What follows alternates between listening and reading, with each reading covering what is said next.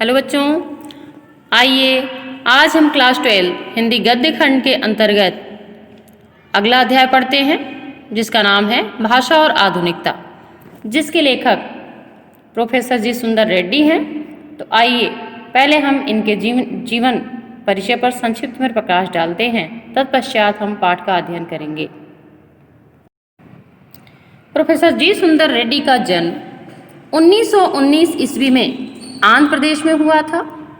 ये श्रेष्ठ विचारक, समालोचक, निबंधकार हैं। इनका व्यक्तित्व और कृतित्व अत्यंत प्रभावशाली है। कई वर्षों तक ये आंध्र प्रदेश विश्वविद्यालय के हिंदी विभाग के अध्यक्ष रहे हैं। ये वहाँ स्नातकोत्तर अध्ययन एवं अनुसंधान विभाग के अध्यक्ष एवं प्रोफेसर भी रहे हैं। इनके निर्देशन में हिंदी और तेलुगु साहित्य के विविध प्रश्नों के तुलनात्मक अध्ययन पर शोध कार्य भी हुआ है। इनका निधन सन 2005 ईस्वी में हो गया। अब तक रेड्डी जी ने 8 ग्रंथ प्रकाशित किए हैं। इनकी पहला साहित्य और समाज, मेरे विचार, हिंदी और तेलुगु एक तुलनात्मक अध्ययन, दक्षिण की भाषाएं और उनका साहित्य, वैचारिकी शोध और बोध, Telugu Darul Telugu, language problem in India, संपादित अंग्रेजी ग्रंथ है। ये आदि कृतियों से साहित्य संसार सुपरिचित है। इनके अतिरिक्त हिंदी, तेलुगु और तथा अंग्रेजी पत्र पत्रिकाओं में कई निबंध प्रकाशित हुए हैं। इनके प्रत्येक निबंध में इनका मानवतावादी दृष्टिकोण स्पष्ट रूप से लक्षित होता है। हिंदी और तेलुगु एक तुलनात्मक अध्ययन, जो इनका एक रचना है, एक समीक्षा है। इसमें रेड्डी जी ने दोनों साहित्यों की प्रमुख प्रवृत्तियों तथा प्रमुख साहित्यकारों का अध्ययन प्रस्तुत किया है। इस कृति की उपादेयता के संबंध में उत्तर प्रदेश के भूतपूर्व राज्यपाल डॉक्टर बी गोपाल रेड्डी जी ने भी लिखा है। यह ग्रंथ तुलनात्मक अध्ययन के क्षेत्र का पथ प्रदर्शक है। अगला दूसरा ग्रंथ इनका है दक्षिण भाषाएं और उनका साहित्य। इसमें उन्होंने दक्षिण भारत की चारों भाषाओं तमिल, तेलुगु, कन्नड़ और मलयालम तथा उनके साहित्यों का इतिहास प्रस्तुत करते हुए उनकी आधुनिक गतिविधियों का सूक्ष्म विवेचन प्रस्तुत किया है। सभी ग्रंथों में इनकी भाषा शैली, भाव और विषय के सर्वथा अनुकूल बन पड़ी है। इसमें इनका साहित्यिक व्यक्तित्व पूर्ण रूप से मुखरित हुआ है। अब इनका साहित्यिक परिचय देखते हैं। श्री रेड्डी की हिंदी साहित्य सेवा, साधना एवं निष्ठा सराहनीय है। तमिल, तेलुगु, कन्नड़ और मलयालम के साहित्य और इतिहास का सूक्ष्म विवेचन करने के साथ साथ हिंदी भाषा और साहित्य से भी उनकी तुलना करने में पर्याप्त रुचि लेने परिमार्जित तथा सशक्त है। हिंदीतर प्रदेश के निवासी होते हुए भी प्रोफेसर रेड्डी ने हिंदी भाषा पर अच्छा अधिकार प्राप्त कर लिया है। इनकी भाषा परिमार्जित तथा सशक्त है और शैली के विषय में भी ये श्रेष्ठ हैं। भाषा को संपन्न बनाने के लिए इन्होंने अपनी भाषा में संस्कृत के तत्सम शब्दों के साथ साथ उर्दू, फारसी और अंग्रेजी भाषा के शब्दों का भी प्रयोग किया है। इनकी शैली के विवेचनात्मक, गवेषणात्मक, प्रश्नात्मक, आलोचनात्मक आदि रूप दिखाई पड़ते हैं। कठिन से कठिन विषय को सरल एवं सुबोध ढंग से प्रस्तुत करना इनकी विशेषता है। प्रोफेसर रेड्डी ने हिंदी साहित्य को प्रोफेसर जी सुंदर रेड्डी से हिंदी साहित्य को बहुत ही आशा है।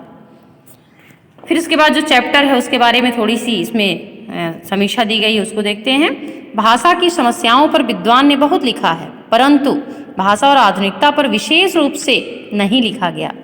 विद्वान लेखक ने वैज्ञानिक दृष्टि से भाषा और आधुनिकता पर विचार किया है। भाषा परिवर्तनशील होती है। इसका इतना ही अर्थ है कि भाषा में नए भाव, नए शब्द, नए मुहावरे तथा लोकोक्तियाँ तथा नई रीतियाँ सदैव आती रहती हैं। इन सब का प्रयोग ही भाषा को व्यावहारिकता प्रदान करता हुआ भाषा में आधुनिकता लाता है। विद्वान लेखक का मत है कि हमें वैज्ञानिक शब्दावली को ज्यों का त्यों लेना चाहिए। व्यवहारिक दृष्टि से प्रोफेसर जी सुंदर रेड्डी का यह जो सुझाव था वह विचारणीय था एवं प्रशंसनीय था। इस प्रकार हम इनका संक्षिप्त जीवन परिचय जो है, स्मरणीय तथ्य जो है हम प्रस्तुत कर दिए। अब आइए इस चैप्टर को पढ़ते हैं। आइए अब पाठ देखते हैं, भाषा और आधुनिकता। पहले इसको पढ़ते हुए समझाते हुए आगे चलते हैं। किसी भी क्षेत्र में रमणीयता लाने के लिए नित्य नूतनता की आवश्यकता होती है। नूतनता माने नयापन। इसी को दृष्टि में रखकर ही माघ ने कहा है, क्षणे क्षणे यवनता उपपैति तदैव रूप रमणीयतायाः। माने क्षण क्षण में जो रूप परिवर्तित होता है वही रमणीयताया माने अपनी तरफ आकर्षित करता है। माने भाषा निरंतर उस सुंदर रूप के समान होती है जो क्षण क्षण में परिवर्तित होती है। रमणीयता और नित्य नूतनता अन्योन्याश्रित है।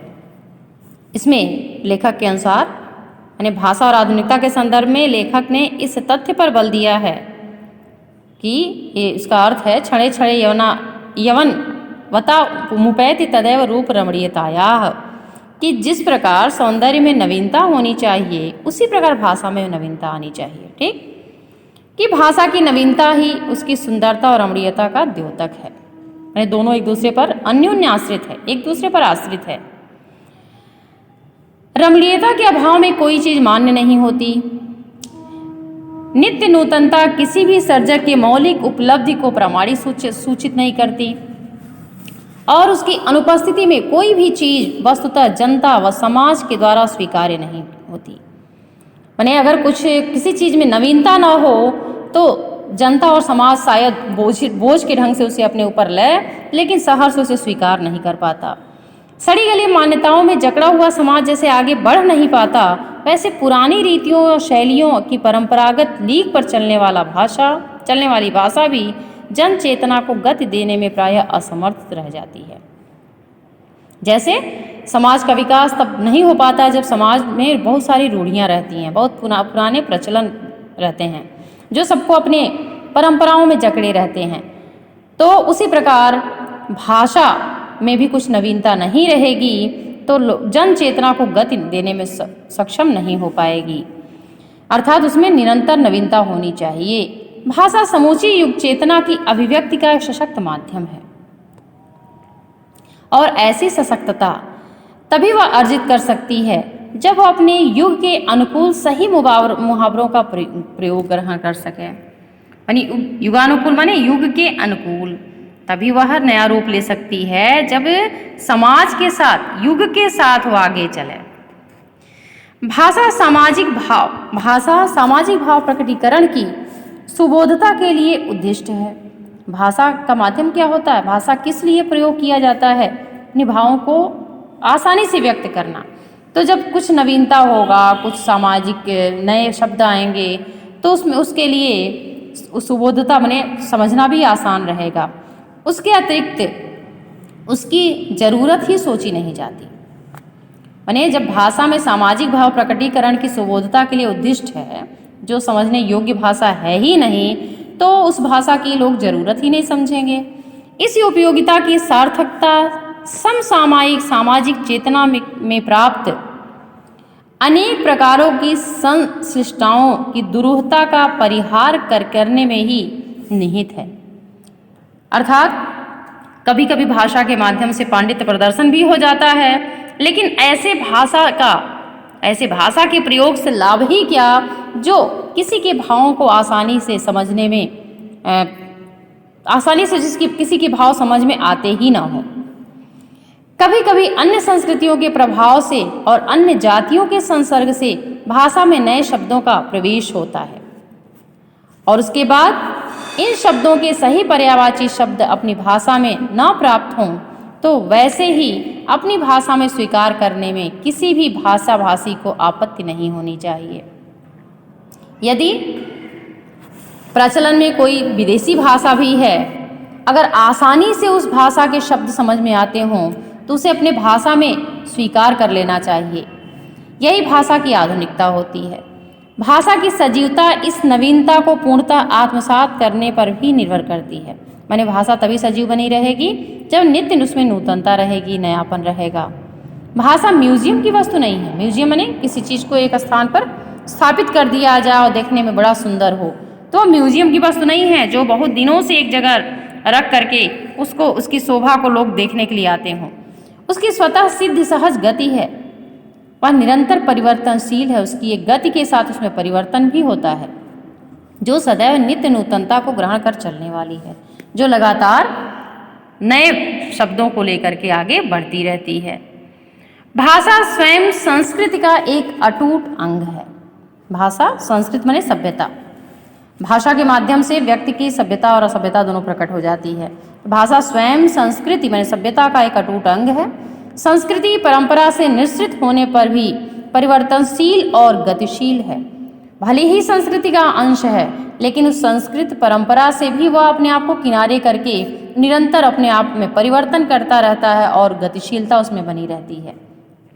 उसकी गति विज्ञान के प्रगति के साथ जोड़ी जाती है। जैसे दिनों दिन विज्ञान प्रगति कर रहा है, उसी प्रकार भाषा की गति भी विज्ञान की तरह आगे प्रगति करनी चाहिए। वैज्ञानिक आविष्कारों के प्रभाव के कारण उद्भूत नई सांस्कृतिक हलचलों को शाब्दिक रूप देने के लिए भाषा के परंपरागत प्रयोग पर्याप्त नहीं है। अर्थात विज्ञान का जितना आविष्कार हो रहा है उसके तुलना में अगर तुलना किया जाए तो अभी भाषा में उतना कुछ नया आविष्कार नहीं हो रहा। इसके लिए नए प्रयोगों की, नई भाव योजनाओं को व्यक्त करने के लिए नए शब्दों के खोज की महती आवश्यकता है।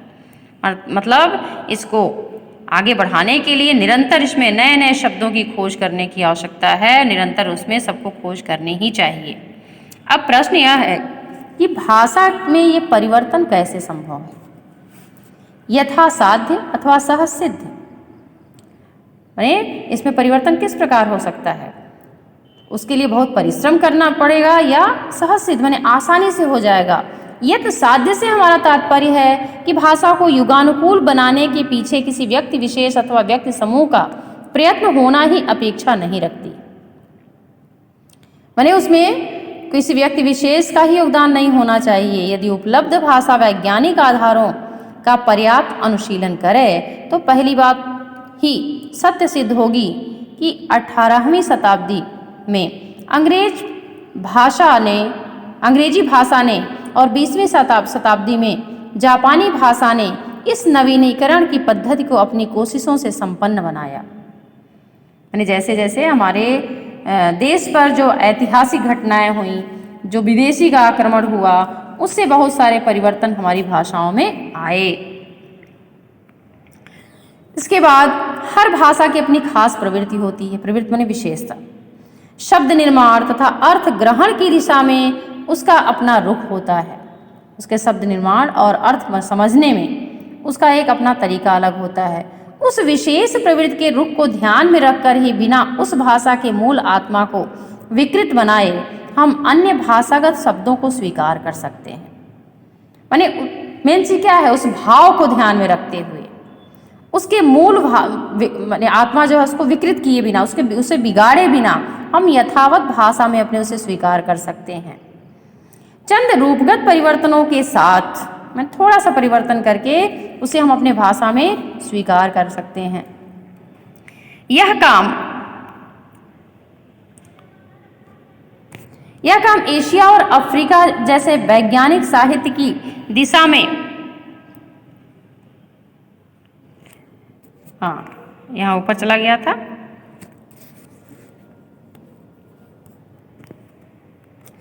देखिए इसमें है, यह काम एशिया और अफ्रीका जैसे वैज्ञानिक साहित्य सृजन की दिशा में पिछड़े हुए देशों में और सत्तर होना चाहिए। इसकी अत्यंत आवश्यकता है। माने हमारा देश कैसा है? विकासशील देश है और इसके विकास के लिए भाषा में भी नूतनता की आवश्यकता है और उसे निरंतर परिवर्तनशील होना चाहिए। आगे देखेंगे, भाषा की साधारण इकाई शब्द है। अब भाषा को जब हम देखते हैं तो उसकी साधारण इकाई कहाँ से प्रारंभ होता है? शब्द से। शब्द के अभाव में भाषा का अस्तित्व ही दुरूह है, क्योंकि शब्दों के युग्म को ही हम वाक्य कहते हैं, शब्दों के व्यवस्थित क्रम को ही हम वाक्य कहते हैं। यदि भाषा में विकसनशीलता शुरू होती है तो शब्दों के स्तर पर ही, मैंने शब्द को उपेक्षित करके भाषा में नया विकास नहीं कर सकते हैं, तो उसे पहले सुधारना कहाँ से है?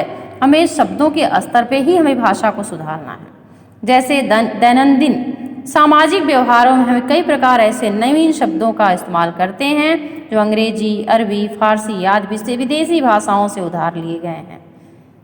ठीक वैसे ही नए शब्दों का गठन आगे देखते हैं। नए शब्दों का गठन भी अनजाने में अनायास ही होता है। ये शब्द अर्थात उन विदेशी भाषाओं से सीधे अविकृत ढंग से उधार लिए गए शब्द भले ही काम चलाओ माध्यम से प्रयुक्त हों, साहित्यिक दायरे में कदापि ग्रहणीय नहीं हैं। अगर वो शब्द शुद्ध नहीं हैं तो भले ही अपने भावों को व्यक्त करने के लिए उसका प्रयोग करें, लेकिन साहित्यिक दायरे में वो कदापि ग्रहणीय नहीं, ग्रहण करने योग्य नहीं होना चाहिए। यदि ग्रहण करना पड़े तो उसमें भाषा की मूल प्रकृति के अनुरूप साहित्यिक शुद्धता प्रदान करनी चाहिए।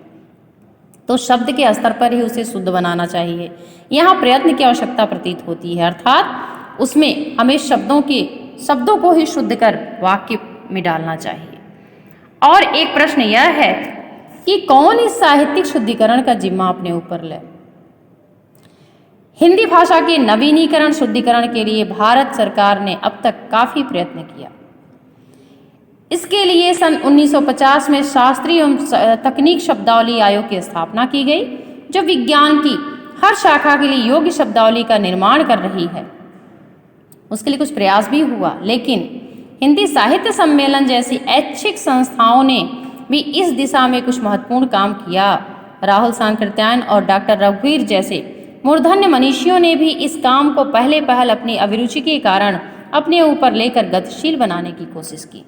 कुछ लोग तो आगे बढ़कर के इसके लिए कुछ कार्य किए, लेकिन अब तक इस दिशा में जो कुछ कार्य हुआ है वह पर्याप्त नहीं है और अपर्याप्त है। उसके विकास के लिए जिस प्रकार समाज का विकास हो रहा है, हर क्षेत्र में विकास हो रहा है, उस हिसाब से अभी भाषा बहुत पीछे है, क्योंकि यह कार्य अपनी शैशवकालीन दशा से गुजरकर आगे नहीं बढ़ा। अर्थात जैसे बच्चे का जन्म होता है और बच्चा ही रह जाए, वही स्थिति हमारी भाषा की है।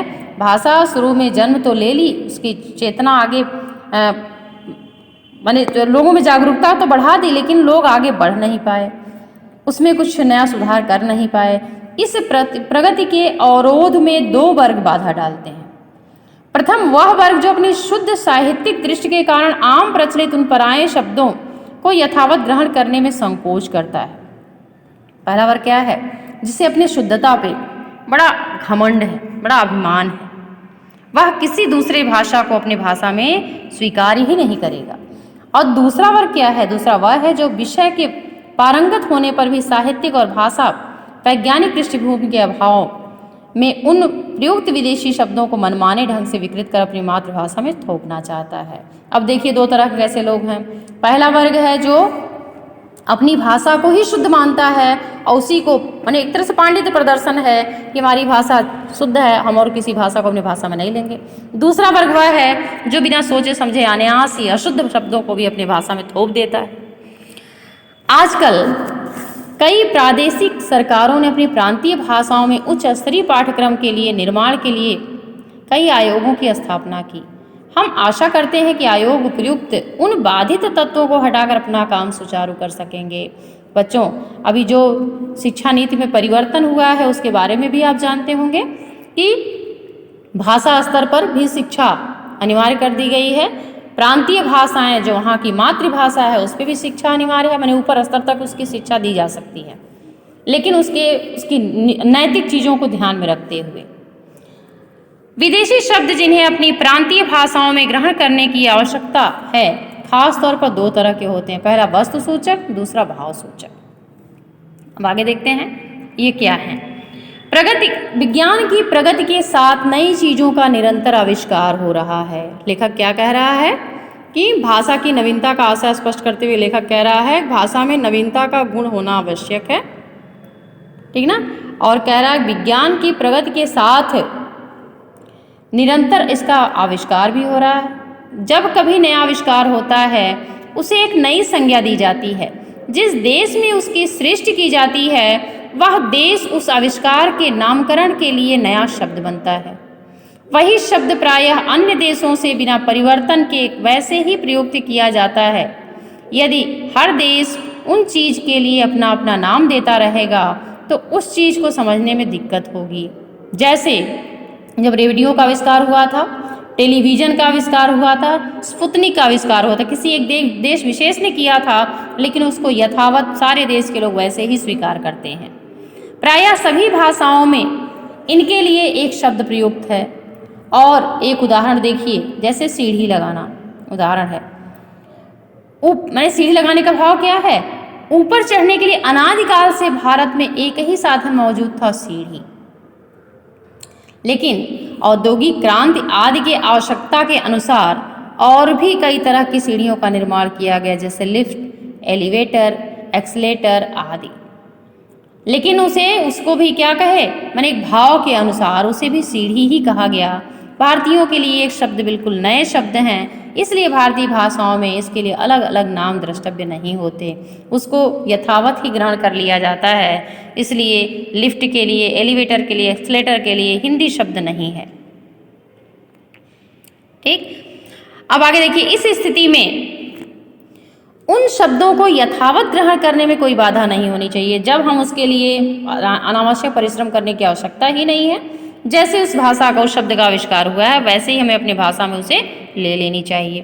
फ्रेंच और लैटिन भाषाओं से अंग्रेजी ने ऐसे ही कई शब्द को आत्मसात कर लिया और अंग्रेजी से रूसी ने, केवल हमारी भाषा में नहीं, सभी भाषाओं में ऐसा कार्य किया गया। कभी कभी एक ही भाव होते हुए भी उनके द्वारा ही उनके और अन्य पहलू तथा स्तर पर साफ व्यक्त नहीं होते। कभी कभी ऐसा कठिन शब्द होता है, भाव तो भले ही एक हो, लेकिन उनके द्वारा ही उनके अन्य पहलू साफ स्तर पर व्यक्त नहीं हो पाते। उस स्थिति में अपनी भाषा में ही उपस्थित विभिन्न पर्यायवाची शब्दों का सूक्ष्म भेदों के साथ प्रयोग करना पड़ता है। यानी किसी भाव को समझने के लिए अगर वो भाषा ना समझ में आए, उसे अपनी भाषा में उसे परिवर्तित करके समझना पड़ता है। जैसे उष्ण एक भाव है। उष्ण माने क्या होता है? गर्मी। जब किसी वस्तु में उष्णता के बारे में कहना हो तो उष्मा कहेंगे। परिणाम के संदर्भ में उसी को हम ताप कहते हैं। वस्तुतः मूल भाषा में उष्ण, उष्मा, उष्ण, उष्मा, ताप, इसमें उतना अंतर नहीं है जितना अब समझा जाता है। अब उसको वैज्ञानिक दृष्टिकोण से उसमें परिवर्तन माना जाता, जो अंतर समझा जाता है, पहले उतना अंतर नहीं माना जाता था। पहले अभ्यास की कमी के कारण जो शब्द कुछ कटु या विपरीत प्रतीत होते थे, वे कालांतर में मामूली शब्द बनकर सर्व प्रचलित हो गए। जैसे कहा जाता है तत्सम तद्भव कहा जाता है ना, तो तत्सम जब बोलने में कठिन हुआ, उसी को बदलते बदलते तद्भव हो गया और वही सर्व प्रचलित हो गया। माने आसानी से उसे लोग अपनी भाषा में उसका प्रयोग करने लगे।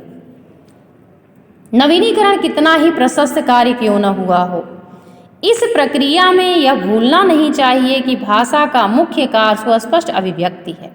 कितना भी नवीनता हो, कितना भी नए के प्रयोग होते हों, फिर भी कभी भी व्यक्ति को यह नहीं भूलना चाहिए कि भाषा अभिव्यक्ति का माध्यम है, उसके हृदय के व्यक्ति भाव को व्यक्त करने का एक माध्यम है। यदि सुस्पष्टता एवं निर्दिष्टता से कोई भी भाषा वंचित रहे तो वह विचिर काल तक जीवित नहीं रहेगी। यदि स्पष्ट नहीं है और जो भाव है वो भाव उसमें निहित नहीं है तो लंबे समय तक वो भाषा नहीं चलेगी। नए शब्दों के निर्माण में भी यही बात सोचनी चाहिए। अगर नया शब्द डालना है और लंबे समय तक उसको अस्तित्व में रखना है तो उसके बारे में भी सोचना पड़ेगा। यदि इस संदर्भ में यह भी याद रखना चाहिए कि हम पूर्वाग्रहों से मुक्त होकर उस शब्द की मूल आत्मा की सार्थकता पर उन्मुक्त विचार करें। पूर्वाग्रह किसी बात को लेकर के हमें अपने मन में पहले ही अनुमान लगा लेते हैं कि उसका भाव क्या होगा, तो पूर्वाग्रह हम अपने अंदर से निकालना होगा। अंग्रेजी भाषा के शासकों की भाषा रही है, जैसे कहा जाता है अंग्रेजी भाषा जो है शासकों की भाषा रही है और भाव दासता की निशानी है। करते तो शासन है लेकिन उसका भाव बहुत नीचता नीचता की दृष्टि दिखाई देती है। ऐसा सोचकर यदि हम अपने नए शब्दों का निर्माण करने लग जाएं तो नुकसान हमारा ही होगा, अंग्रेजी का नहीं। यदि हम ये कहें कि अंग्रेजी भाषा शासकों की रही, शासन तो चलाए हैं, लेकिन उसका भाव बहुत निकृष्ट रहा है, यह सोच करके हम उसका प्रयोग ना करें तो इसमें हमारा दोष होगा, अंग्रेजी का नहीं। उर्दू में प्रयुक्त अरबी और फारसी शब्दों में को जो इस्लाम धर्म को ज्ञापित करने वाले हैं, हिंदी वाले त्यागना आरंभ करें तो हिंदी भाषा सहज भाषा न रहकर एकदम बनावटी बनेगी। ठीक ना। हमारी भाषा हिंदी जो हम बोलते हैं वह आसान क्यों है, अभिव्यक्ति में आसान क्यों है? क्योंकि हम उसमें बहुत सारी भाषाओं का योगदान करके बोलते हैं, और शुद्ध हिंदी बोलना शुरू करें तो वो बड़ा दुरूह और कठिन हो जाएगा। यदि नवीनीकरण सिर्फ कुछ पंडितों की व आचार्यों की दिमागी कसरत ही बनी रहे तो भाषा गतिशील नहीं होती। ने यदि नवीनीकरण कुछ पंडितों और आचार्यों की दिमागी कसरत बना रहे, कुछ विद्वान लोग ही अगर उसको परिवर्तन करते रहें तो कभी भी गतिशीलता उसमें नहीं बनेगी। भाषा के सीधा संबंध प्रयोग से और जनता से है। माने कोई भी चीज़ जब व्यक्त करते हैं तो उसके सीधे लाभ किसको पड़ना चाहिए? उसके प्रयोग पर और जनता पर। यदि नए शब्द अपने उद्गम स्थान में ही अड़े रहें और कहीं भी उसका प्रयोग नहीं किया जाए तो उसके पीछे के उद्देश्य पर ही कुठाराघात होगा। इसको परिवर्तनशीलता का उद्देश्य क्या है? कि लोगों में उत्साह हो नए शब्दों के प्रति, नई भाषा के प्रति, उसे समझने, उसके भाव को समझने के प्रति। इसलिए उसके उद्देश्य की पूर्ति कभी नहीं होगी अगर वो अपने बात पे अड़े रहे तो। इसके लिए यूरोपीय देशों में प्रेषक के कई माध्यम हैं, जैसे श्रव्य दृश्य विधान, वैज्ञानिक कथा साहित्य आदि। मैंने इसको ग्रहण करने के लिए, रुचिकर बनाने के लिए इसमें क्या कहा गया है कि सुनाना और दिखाना। यूरोप में उसे सुनाने की प्रथा भी है और दिखाने की प्रथा है। अथवा जो विज्ञान बहुत रुचिकर होता है सुनने में, उसकी कुछ काल्पनिक कथाएं भी होती हैं। यदि भारतीय भाषाओं में वैज्ञानिक कथा साहित्य, यद्यपि इसमें क्या है कि हमारी भारतीय भाषाओं में वैज्ञानिक कथा साहित्य प्रायः नहीं के बराबर है। किसी भी नए विधान की सफलता अंततः जनता की सम्मति और असम्मति के आधार पर निर्भर करती है। कुछ विकास कैसे होता है?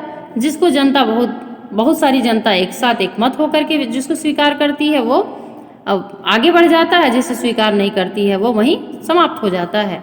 और जनता में इस चेतना को उजागर करने का उत्तरदायित्व शिक्षित समुदाय को साकार होना चाहिए। यदि ऐसे जनता को उजागर करना है, ऐसी भाषा को उन्हें बताना है तो उसका दायित्व किसको होना चाहिए, उसकी जिम्मेदारी किसको लेनी चाहिए? जो शिक्षित लोग हैं।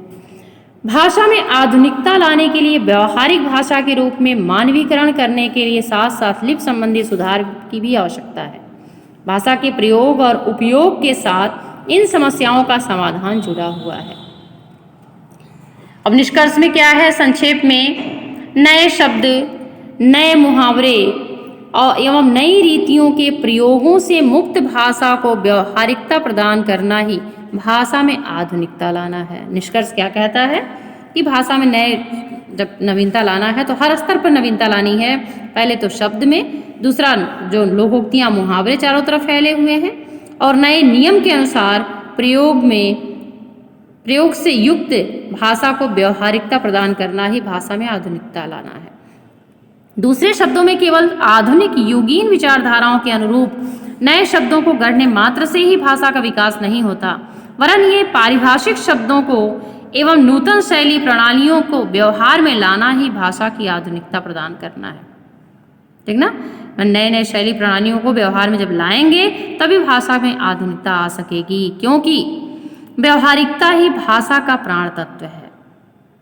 अगर व्यवहार में उस चीज को नहीं लाएंगे तो भाषा निर्जीव हो जाएगी, उसमें सजीवता नहीं रह जाएगी।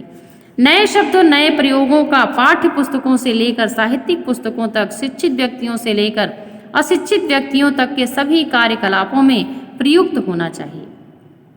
माने जो भी परिवर्तन हो वो छोटी से लेकर के बड़ी स्तर पर होनी चाहिए। इस तरह हम अपनी भाषा को अपने जीवन के सभी आवश्यकताओं के लिए जब प्रयुक्त कर सकेंगे तब भाषा में अपने आप आधुनिकता आ जाएगी। इस प्रकार बच्चों यह पाठ संपन्न हुआ। अब आइए इससे संबंधित पैराग्राफ देखते हैं। इस पैराग्राफ से संबंधित प्रश्नों का उत्तर आप अपनी कॉपी में लिखेंगे। धन्यवाद।